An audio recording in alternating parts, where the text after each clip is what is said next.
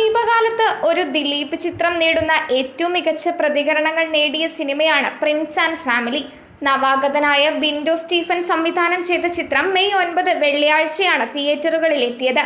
ആദ്യ ദിനം മുതൽ പ്രേക്ഷകരിൽ നിന്ന് പോസിറ്റീവ് മൗത്ത് പബ്ലിസിറ്റി ലഭിച്ചതോടെ തുടർദിനങ്ങളിലും ചിത്രത്തിന് തിയേറ്ററുകളിൽ മികച്ച ഒക്യുപ്പൻസി ലഭിച്ചു. കളക്ഷനിലും ഇത് ഏറെ ഗുണകരമായി പ്രതിഫലിക്കുന്ന കാഴ്ചയാണിപ്പോൾ. തുടർച്ചയായി എല്ലാ ദിവസവും 1 കോടിക്ക് മുകളിൽ കളക്ഷൻ നേടുന്ന പതിവ് രണ്ടാം വാരാന്ത്യത്തിലും തുടരുകയാണ്. പ്രമുഖ ട്രാക്കർമാരായ സ്കാൻലിക്കിന്റെ കണക്ക് പ്രകാരം 9ാം ദിനമായ ഇന്നലെ ചിത്രം നേടിയ കളക്ഷൻ 1.22 കോടിയാണ്. ആകെ 9 ദിനങ്ങളിൽ നിന്നുള്ള ഗ്രോസ് കളക്ഷൻ 11.73 കോടിയും നെറ്റ് കളക്ഷൻ 10.41 കോടിയുമാണ്. അവധിക്കാലം 2 ആഴ്ച കൂടിയുള്ളത് ചിത്രത്തിന് ബോക്സ് ഓഫീസിൽ നേട്ടമുണ്ടാക്കുമെന്നാണ് വിലയിരുത്തൽ. കുടുംബ പ്രേക്ഷകരാണ് ചിത്രത്തിന്റെ ടാർഗറ്റ് ഓഡിയൻസ്. 1 വർഷത്തിന് ശേഷമാണ് ഒരു ദിലീപ് ചിത്രം പ്രേക്ഷകരിൽ എത്തുന്നത്.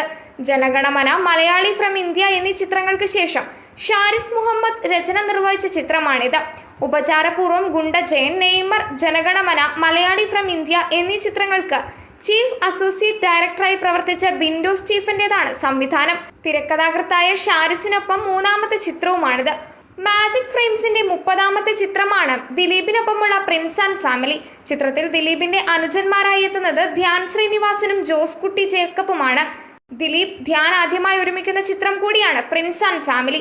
ഇവരെ കൂടാതെ ബിന്ദു പണിക്കർ, സിദ്ദിഖ്, മഞ്ജു പിള്ള, ഉർവശി, ജോണി ആന്റണി, അശ്വിൻ ജോസ്, റോസ്ബിത് ജോയ്, പാർവതി രാജൻ, ശങ്കരാടി എന്നീ താരങ്ങളും ചിത്രത്തിൽ എത്തുന്നുണ്ട്.